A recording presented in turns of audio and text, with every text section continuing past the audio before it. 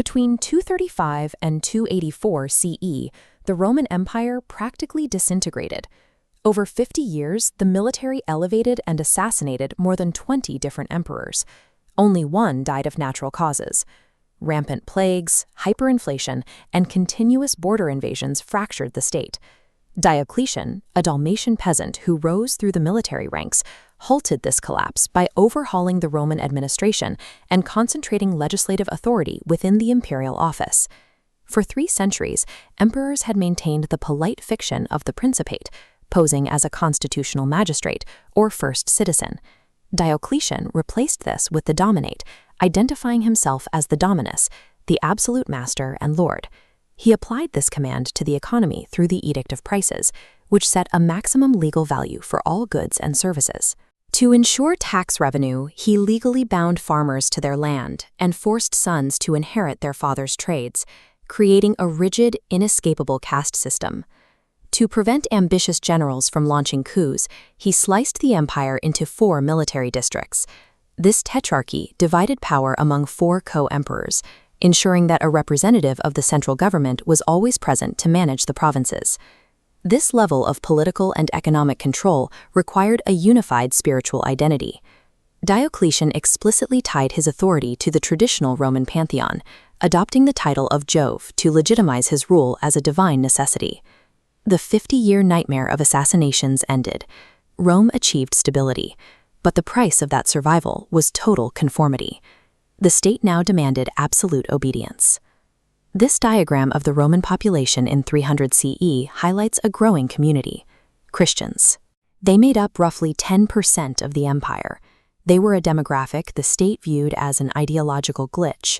Their refusal to participate in the imperial cult rejected the civic religious fabric Diocletian tried to weave.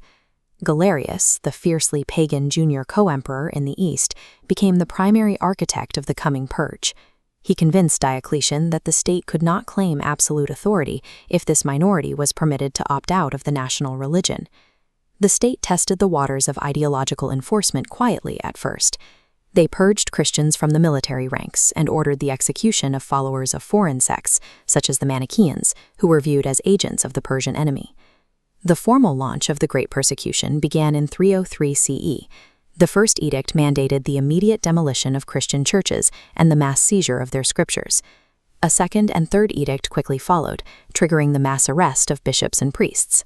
The prisons became so crowded that ordinary criminals were released to make room for the clergy, who were then offered amnesty only if they performed a public sacrifice to the Roman gods. In 304, the fourth edict removed all exemptions.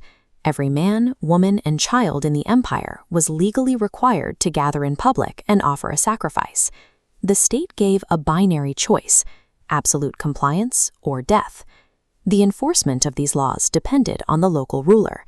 In the eastern provinces, authorities utilized horrific torture and burnings to secure compliance. Meanwhile, in the west, local officials largely ignored the terminal edicts. The Great Persecution functioned as a bureaucratic tool of the state. It was an attempt to enforce total ideological unity through a series of increasingly violent legal mandates. The extreme brutality of the state ended up exhausting the pagan public. Instead of rallying behind the executions, ordinary citizens grew disgusted by the cruelty and began to offer unexpected sympathy to the victims. Under the pressure of the state tribunals, the Christian minority hardened. The executions forged a cult of the martyrs that gave the church powerful new organization and a sense of shared heroism that the state could not break. The experiment failed. In 311, a dying Galerius issued an edict of toleration, officially admitting that the state's attempt to erase Christianity through bureaucratic violence had reached a stalemate. Shortly after, Constantine seized sole control of the empire. He immediately moved to patronize the Christian church, offering it full legal equality and state funding. To project this new religious ideology across his territories, Constantine utilized the exact centralized autocratic machinery built by Diocletian. He used the Dominate to turn Christianity into the favored religion of the empire. This remains one of the ultimate ironies of history. Diocletian built an absolute totalitarian machine specifically to destroy the Christian faith.